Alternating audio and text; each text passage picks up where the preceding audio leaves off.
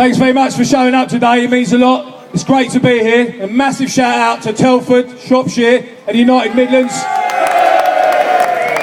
Great organising, great commitment. Well done, that's all you can say. Give yourselves some rounds of applause. Massive. I'd just like to start today's proceedings with something that's extremely important. In the light of what's been happening lately in London, all over the country, in the riots, I witnessed a fantastic man, an unbelievable man, such a brave man. I watched him speaking on the telly of his tragic loss.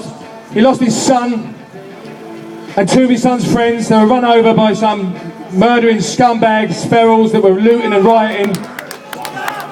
This man was a Muslim man called Tariq Jan, who lost his son, Haroon, in the most horrific of circumstances and basically come across his own son's body.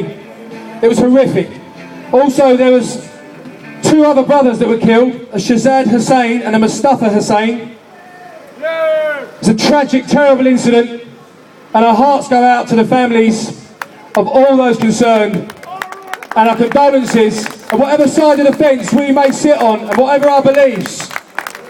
That man has lost his son, and that family have lost two of their sons, brothers, which is absolutely horrific. And I, for one, after watching him on the television, was absolutely choked at how stoic he was in the face of absolute his darkest hour. He lost his son and he still called for peace and calm, and he still says, he maintains that he has no bad feeling towards the people that done it. What an incredible man. What a fantastic man. A great man. What a great Muslim. And he's a credit to the entire Muslim world. There was also another man called Richard Bowes. I'm sorry about this paper because I can't get this wrong. I've got to get their names right. But Richard Bowes, who was beaten to death. He was struck by certain individuals and he was left to die in the street next to a fire while they rampaged and pillaged and robbed, threw bricks and stones and bottles at the police. This poor man was lying on the floor dying and ended up dying. Now, for whatever we are, we support the police and we don't want to give them a hard time. They've been under incredible pressure, unbelievable pressure. Some of these boys and girls haven't been to bed for 4 days and nights. They're absolutely exhausted and they're being attacked by some of the most vile, hood-ratted scum that you can imagine, that are burning people out of their homes, are destroying people's businesses. They are an absolute disgrace for a pair of trainers and a couple of sweat tops. So what we're going to hear here today, most importantly of all, is show them exactly how to do it, the process. If you have a problem in society or with your country or something that you're so upset about, you must go down the right channels. We're going to use democracy because that's what we are. If you've got a problem, peaceful process, right to assembly, no one's attacking the police, no one's breaking windows, no one's destroying people's livelihoods. We are not scum. And one thing we are definitely not is vile, Mr. Cameron. And we are definitely not sick, Mr. Cameron. What's sick about opposing Sharia law? What's sick and vile about opposing homophobia? What's sick and vile about being a patriot, English/British patriot? Nothing. What's vile is denying those people that are patriots and have genuine concerns for their children's futures the voice, the platform to raise those issues without being persecuted or condemned as racist and scum and vile.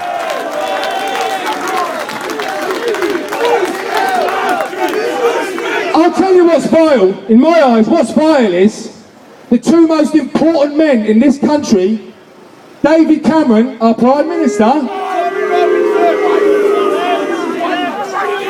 Boris Johnson, the Mayor, what a chocolate teapot he is. While London was burning, while the country was in chaos, absolute civil unrest and breakdown of order, he couldn't get himself off the sunbed. And Boris Johnson, he couldn't do it either. Fuck the coalition. And when they did make it back, they blamed the EDL. It's pathetic. Boris Johnson's walking around London waving a broom. He's never swept out his own kitchen. Absolute joke. Well, I've got news for you, Mr. Cameron. We're going nowhere, and all those MPs that are calling for us to be banned, you've got no chance. How are you going to ban a nation's people from being the nation's people, from being patriots? Never. Let go sempre for vista. Go on then.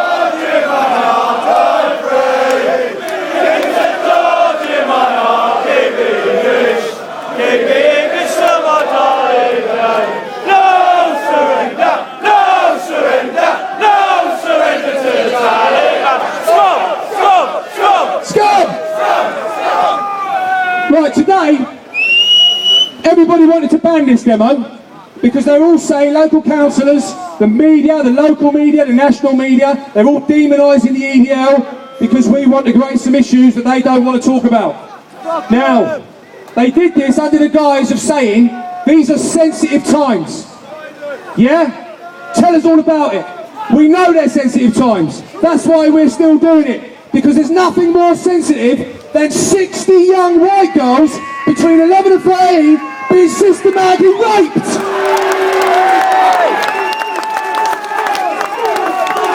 Oi, lads, oi, lads, knock it on the head. Who the fuck threw that? Knock it on the head. Thank you. Right, we've got to do this right today. We've got to show them how it's done.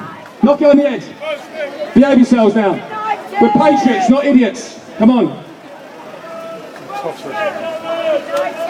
Now these are issues that they don't want to talk about. They don't want to discuss the fact that our children are being systematically raped. Now they say about sensitive times. Okay, come back everybody. I'll go on and sort it out. There's always one.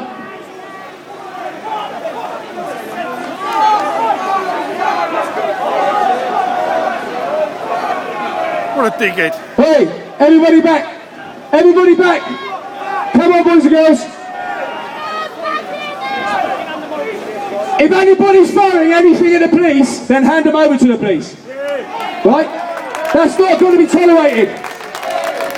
If you want to end up the town clown, you should have stayed at home. Alright? That's not what we're about. And if you come here to do that, jog on.